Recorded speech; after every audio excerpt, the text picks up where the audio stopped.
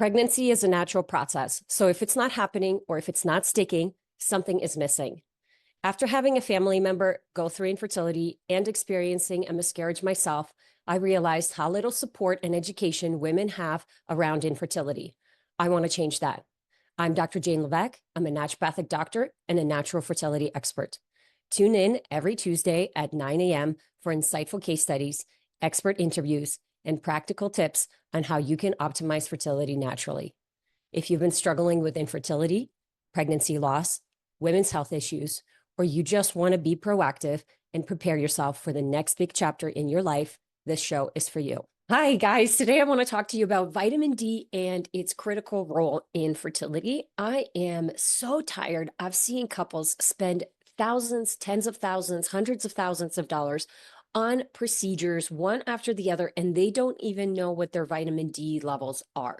And this goes for both male and female. Vitamin D is a critical nutrient that needs to be at optimal levels if you're trying to conceive.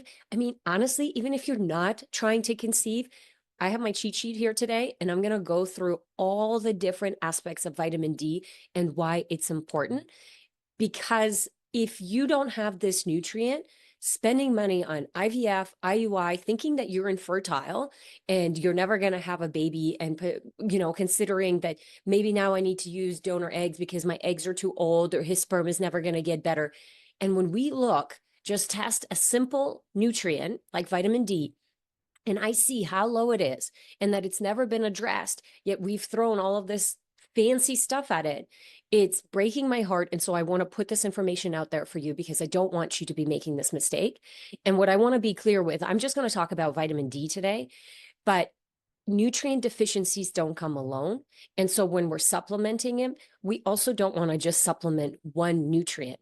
Now, if you just start there, it's better than nothing. If you just look at vitamin D, it's better than nothing. And I will talk about supplementation and how you should test and retest to make sure that you get the right amount in. A lot of the times, depending on where you are in the world, some docs will say, hey, well, we don't test vitamin D. You can just go ahead and start taking it because we can assume that you're low. And then they prescribe a dose of 2,000 IU's, just straight vitamin D. There's no other minerals, no vitamin K, no calcium, magnesium, potassium, sodium that's talked about to make sure that we can actually utilize that vitamin D properly and it can be absorbed properly. And then the dose is so small that, yeah, the person feels better because, their numbers now, instead of going from a 10, they feel like it's a 20 or 30, but that's still low. And so we need optimal numbers. And again, depending on where you are in the world, it's 60 to 80 nanograms per mil, I believe. And let me just double check that.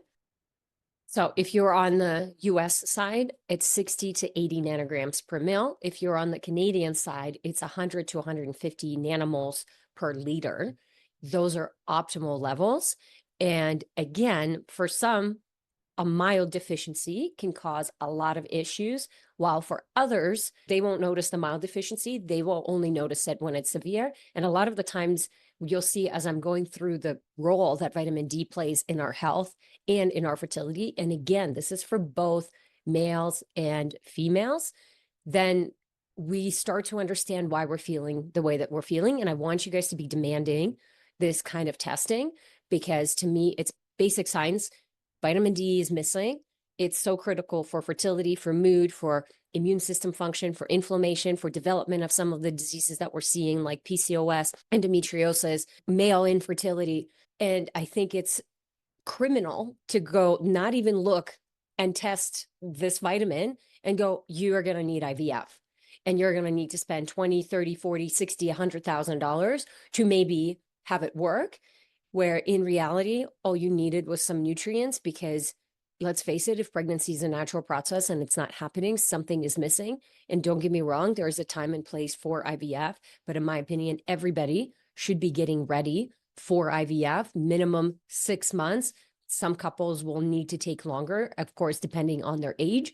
But we need to be taking time to actually get rid of stuff, get the immune system functioning optimally, get the nutrient levels up, get the digestion moving, get the liver moving, get the hormones in the right place. So then if we still need IVF, it's going to work.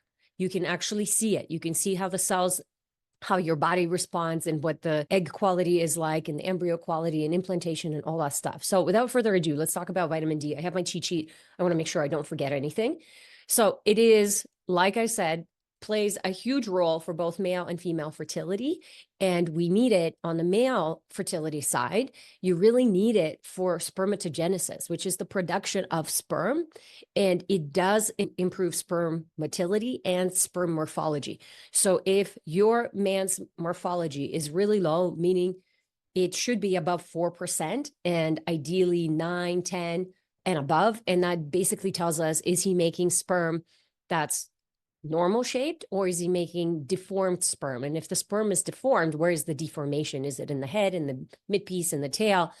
So DN from vitamin D perspective, it helps with the production of sperm, and we'll dig into that a little bit later, from supporting testosterone, supporting cholesterol, supporting inflammation, and actually, supporting the DNA formation and DNA fragmentation piece. But it helps with the shape and the structure of the sperm.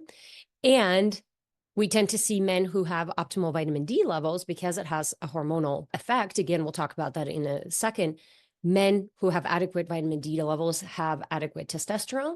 And when they have adequate testosterone, well, there is a huge trickle effect for everything, not just for sperm quality, but for their metabolism. And, when we're talking about diabetes and insulin resistance, all of that gets improved. There's less inflammation. The mood is better. The testosterone is there it's muscle mass. So immune system is going to even be better just from having more muscle mass. And the man just feels a lot more confident in himself, which is really, really important. For the female, in terms of fertility, why vitamin D is important. There's vitamin D receptors that are found on the ovaries. And so the connection between the egg and the sperm is that of the immune system when it first meets the fertilization. And what we're seeing is that there is vitamin D receptors on the ovaries, and there's actually vitamin D receptors on the sperm. And so there's this interaction that has to happen and the immune system is highly involved here.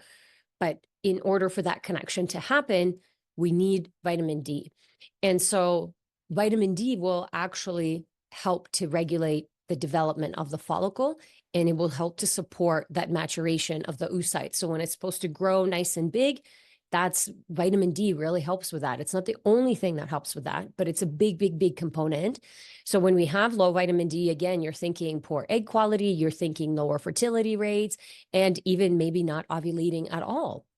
Because the last thing that the body is thinking about is reproduction when the body is stressed. So the body has a hierarchy of importance. And ladies, we can live without ovaries. We can live without a uterus. We cannot live without our heart. We cannot live without our liver or our kidneys. Yes, sure, one kidney.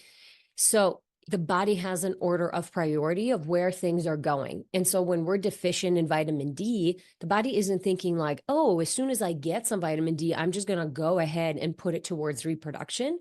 It's going, I need this. I need this for my nervous system function. I need this for my immune system function. Like immune system function takes pretty high priority, because think about when there's a pathogen or any kind of inflammation, that's a fight or flight response for the body.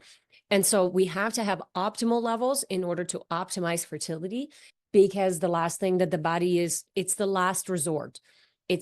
Fertility is something that we do when we're abundant, when there's a lot of vitality, not something that we do as a body. The body doesn't think about it when we're really depleted.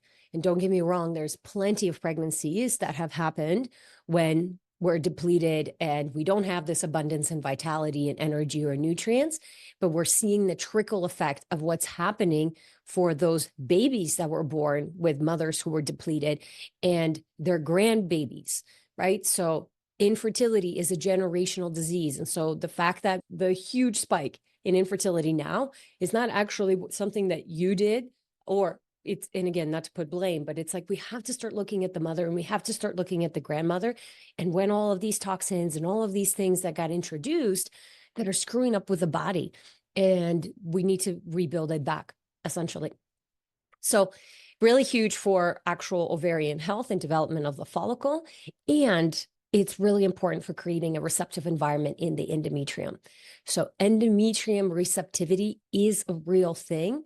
And it is very much the function of the immune system. So you're going to, as I talk through this, you'll see that vitamin D is very, very important for our immune system function. And that is why it plays such a big role in supporting embryo implantation and being able to support pregnancy, the maintenance of pregnancy. So when we have low levels, of course, we're going to see lower implantation rates and we're going to see a higher risk of miscarriage. And so I've talked, if you guys have been listening to me for a while, I've talked about there's certain miscarriages where there's nothing we could have done right here and right there. We didn't know it was going to come. But there's some miscarriages where we can see them coming a mile away. We can see them coming. And whether it's because you have low vitamin D, or because you have low progesterone, or you have autoimmune disease and crazy inflammation and digestive distress, we can see and predict those things. And so my hope is that it's not that anybody is never going to go through a miscarriage, but my hope is that we do our due diligence and we prepare. So then we learn from, well, what does the body need to be able to do this well? And do we have all those things so we can set ourselves up for success and decrease the rate of some of these losses or these issues with endometrial receptivity? I'll share another podcast with you of one of my current clients who they ended up going through surrogacy. And then now we're working together just to see if she can carry as well. The amount of lead that she had in her body was insane. Like it was just such insane levels of heavy metals. And the lead is for immune system and inflammation and embryo quality and all this.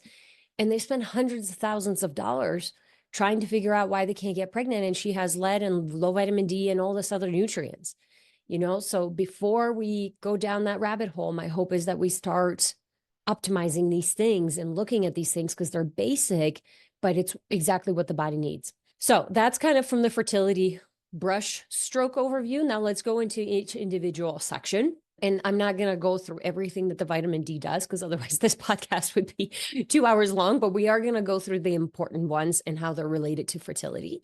So it does hormonal health. Vitamin D is really critical. And we're actually showing studies and seeing studies how vitamin D is acting like a hormone and a precursor to hormones. It has a regulatory effect. So it helps to regulate our endocrine system. In women, it will influence the production of estrogen and progesterone, and of course, some testosterone as well. And we know that we want healthy levels of estrogen, progesterone, and testosterone for women. In men, it will help to regulate testosterone levels. And we talked about testosterone. It's for libido. It's for your sperm production, for your partner's sperm production, for his muscle mass, his confidence, bone mass, mood, motivation, everything. So really simple. But vitamin D helps to regulate that process and helps to increase the production of testosterone.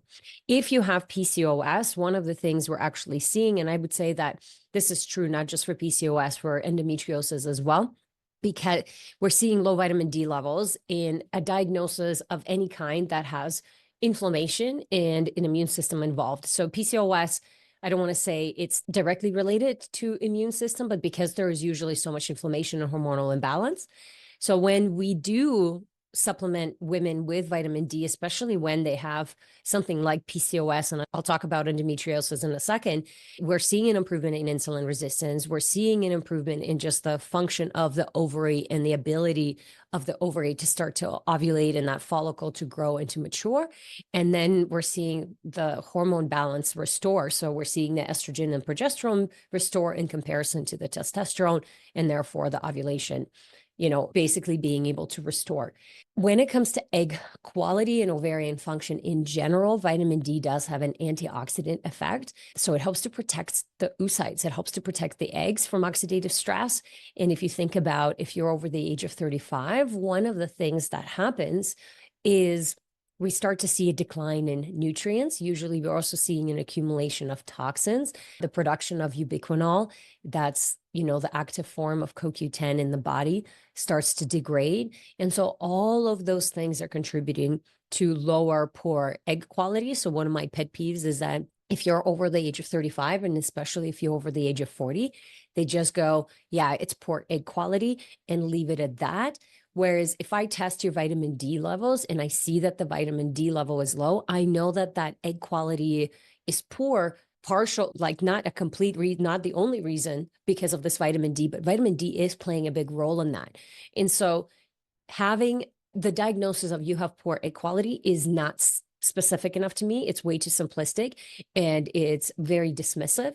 I want to understand why you have low egg quality, because you can have high quality eggs up until you go into menopause. There's less of them, there's less eggs, but you can still have really high quality eggs. And we want to make sure that all your nutrients are on par if, fertility is a goal at an older age. Another interesting fact that we're seeing with vitamin D is that actually helps to maintain ovarian health, because women who have higher levels of vitamin D also have higher levels of AMH hormone.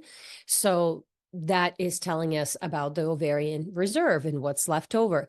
AMH gets influenced by the thyroid, it gets influenced by inflammation, and it gets influenced by vitamin D. So one of the questions I'll get a lot is, can I increase my AMH? You can absolutely increase it, but the number is not going to go, tenfold. It's usually going to, maybe with some things like stem cell therapy or PRP, when we're working on natural, without any other, I guess, invasive natural procedures, because if you think about stem cell therapy, it's still natural, but you're not going to see that jump tenfold, but you are going to see it. You're going to see the improvement. And I don't want my women to focus really hard on AMH, because it's not just AMH, FSH, LH, all those cortisol, thyroid, like all those hormones are going to play together. What we want to focus on is on the quality and understanding why that AMH is low. Again, I'll never just test AMH and say you have poor ovarian reserve. We want to look at that, but we also want to look at the vitamin D levels, the thyroid, the inflammation, the immune system function. It's always a whole picture, you guys. Please stop taking a diagnosis for what it is without having enough testing, because it can be really harmful for you, like spiritually, mentally, emotionally, to hear something like you have 0 chance or 5% chance of conceiving, because we see a lot of couples who can overcome that diagnosis, but I see a lot of couples who get crushed by that diagnosis and they stop trying, or meaning like they're kind of going through the motions, but they don't actually believe that anything can happen. So I want to bring some hope and some light to those of you who have had poor diagnosis. My question is, how much testing have you had done? What are they basing that diagnosis on? So because vitamin D helps with AMH levels, of course, we see that the ovarian reserve is increased. So for those women who have optimal vitamin D levels, they tend to have better AMH numbers. And of course, that tells us about their fertility potential. Let's focus on the men for a second, for sperm quality and male function. This is where it's very, very exciting and why vitamin D is important. So I told you that sperm has vitamin D receptors, and vitamin D actually improves calcium signaling in sperm cells. And calcium is probably one of the most underestimated nutrients for both male and female fertility, but especially in males. And this is something that I've learned from my mentor, Dr. Leah Hedgeman, because I always was like, you don't need calcium, you can get it from food. You don't need calcium, you can get it. It's like it causes hardening of the arteries and blah, blah, blah, blah. So calcium is really, really critical. And when I said at the beginning, you guys, if you have vitamin D deficiency, chances are you don't just have vitamin D deficiency. There's likely other deficiencies that are coming with it, and whether it's magnesium or calcium or vitamin K, sodium, potassium. Yes, sodium deficiency sodium is a really important mineral, and it helps to push water into the cells. I'm not talking about eating poor quality salt. I'm talking about eating really high quality salt. And I actually test, and I can't tell you how many of my patients, especially male patients, who are sweating a lot because they're exercising and they're so exhausted. And so they want to try to keep exercising, but they can't. And I look at their sodium levels and they're so low. They're so depleted. There's no energy in the body. The body isn't communicating. The cells aren't communicating to one another, and they're just sweating out all that salt. They need to replace it. I've seen blood pressure improve in the positive direction, whether it went from, having low blood pressure to having normal blood pressure. I've seen energy improve. I've seen adrenal function improve just from supplementing some salt, whether it's LMNT electrolyte or actually just high quality salt like a Redmond, or Crucial 4 is another one of my favorite companies that has Celtic salt. It's fantastic. You can feel and taste the minerals in that salt versus something like table salt that you see at a restaurant. Anyways, sidetrack, but vitamin D helps to improve that calcium signaling, which helps with sperm motility, and then the ability for the egg, the sperm to penetrate the egg, for that communication, the vitamin D receptor communication to happen. Vitamin D helps with the calcium, helps to get it moving towards in the right direction to bind, and then essentially for the fertilization to happen. If your male partner, you've done sperm analysis and he has poor motility, we want to look at vitamin D levels. We want to look at calcium and magnesium.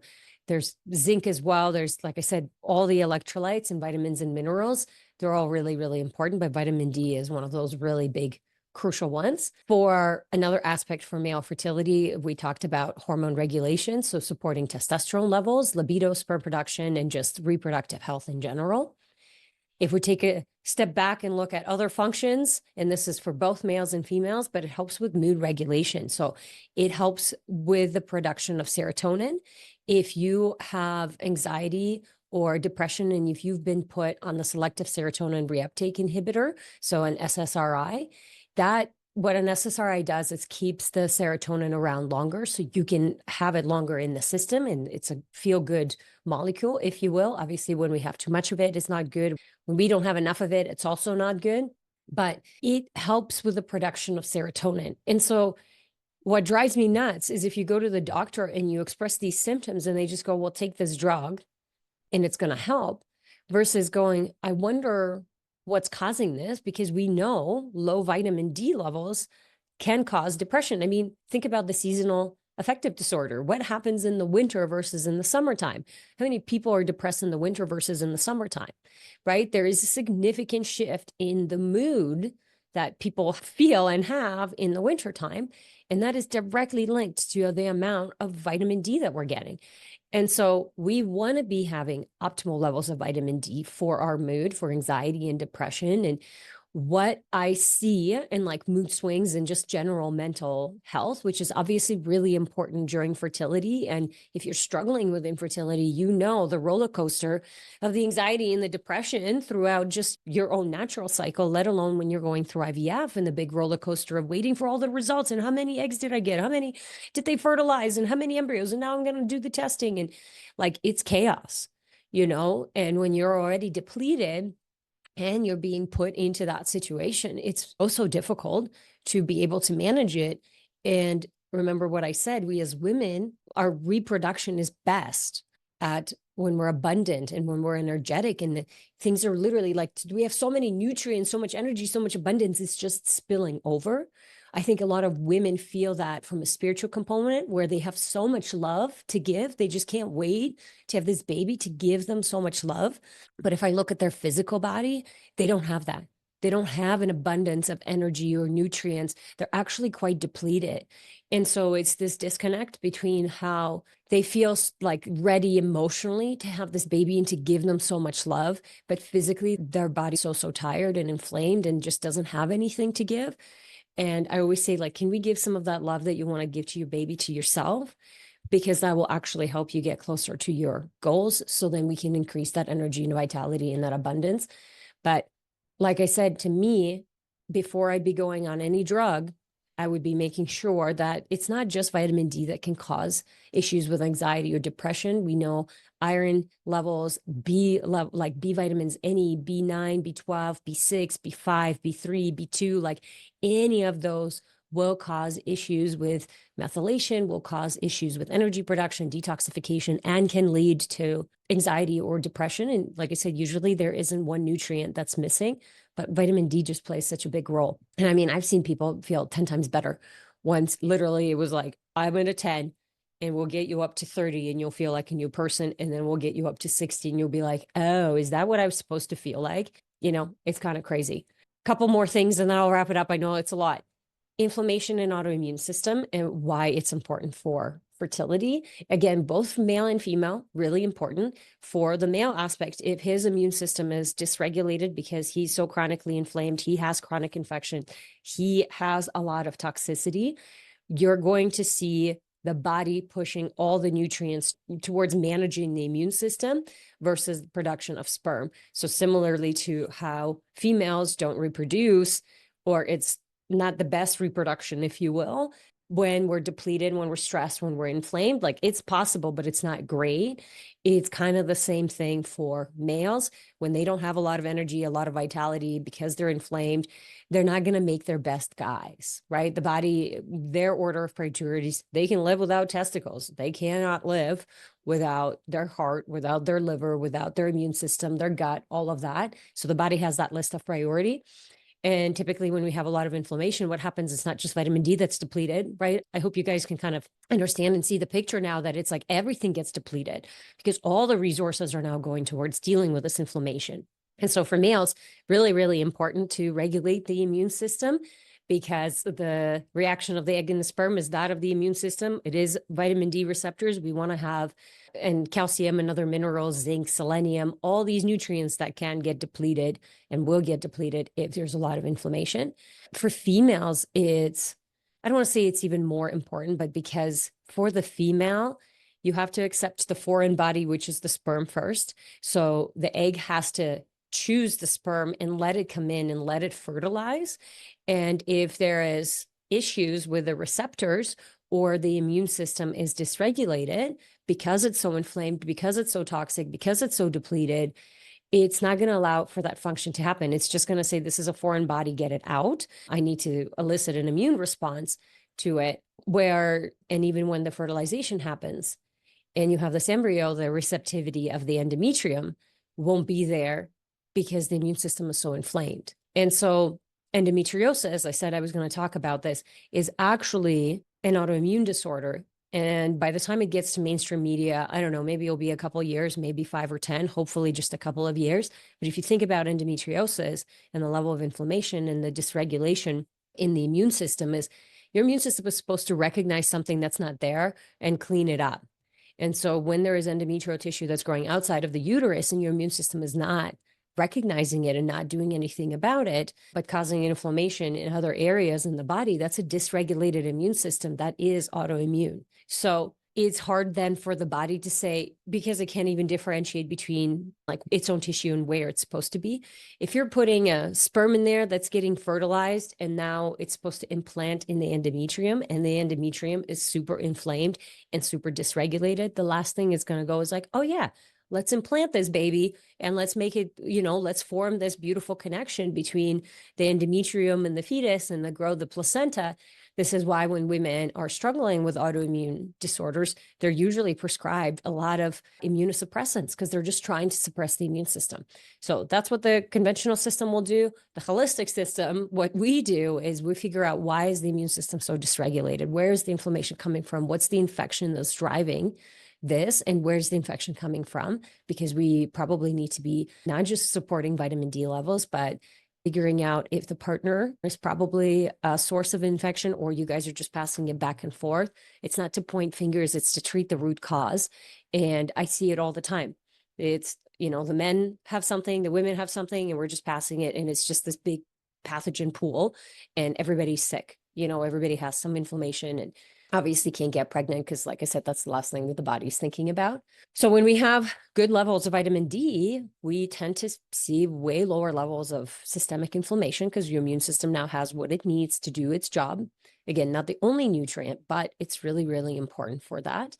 And it just helps to modulate your immune system. So it reduces the risk of developing autoimmune disorders. But if you already have an autoimmune disorder, it can help you manage it. One of the most common questions I get, like, is it possible to reverse it? Is it possible to reverse endometriosis or PCOS or male infertility? Or yeah, it is. You're going to always have a genetic predisposition, but we need to understand what's driving the disease and the disorder. And it's not going to be a 6-month journey. So when I'm getting my patients ready for pregnancy, what we're going to do short term and what we're going to do to help you get pregnant now as quickly as possible without compromising the result is very different than what I would do for someone who just wants to improve their health and reverse their autoimmune condition, let's say. Because the timeline for that is much, much longer. And we will dive into all the possible infections testing and all the possible heavy metals and industrial toxins. Whereas when we're getting you ready, we need to make sure that the body is, quote unquote, as clean as possible, but it's not going to be perfect. Because if we find out, the heavy levels of lead that I talked about in one of my patients, it's like, well, we have to get it down to a comfortable number. But I don't know if this is something that's going to take years to get out of her body, because heavy metals is one of those things. Once it's a Pandora's box, once you open it, you don't know how much is going to come out. And so we just have to help the body process as much as we can, so then it's not circulating, and then just keep it at bay until we're done having babies, we're done being pregnant, and then we can support. So there's lots of stuff. There's not a single case that's the same. I very much go by feel and what's going on for the person and what I think is happening in terms of the exposure and how their immune system is handling stuff. But point being is, we need vitamin D to support our immune system function. That is the point. So the last thing that I want to talk about is why it's important for pregnancy and fetal development. So if you happen to get pregnant and you have low vitamin D levels, here are some, risks, if you will, that are associated with vitamin D, low vitamin D levels, and why it's so important to optimize it. And if you're pregnant and listening to this podcast for some reason, please, for God's sakes, go test your vitamin D levels, because you need vitamin D throughout your entire pregnancy. And I'll tell you, I can't tell you how much you need, because you should be testing. If you have a level of 10 versus a level of 60, there's a very big difference in terms of how you're going to be supplementing that, right? It's either 10,000 I use a day or 1,000 to 2,000 I use a day. I've had to supplement 10,000 I use for a long time for somebody to get their levels up, because they were so deficient. There were so many things going on with their immune system and inflammation. That's not abnormal. Okay. So we always test and we look at what the person needs. When you are pregnant, it regulates the placental function. It helps with fetal development. It helps with reducing gestational diabetes and preeclampsia and preterm birth, and even things like C-sections. We're seeing women who have lower vitamin D levels, the C-section rates are much higher. And we are seeing much higher rates of C-sections. That's not the only reason, but it is one of the reasons. And then when we look at the development of the fetus, all of the things that I talked about in terms of the hormonal health and immune system function and neurotransmitters, what you feel, the baby will feel.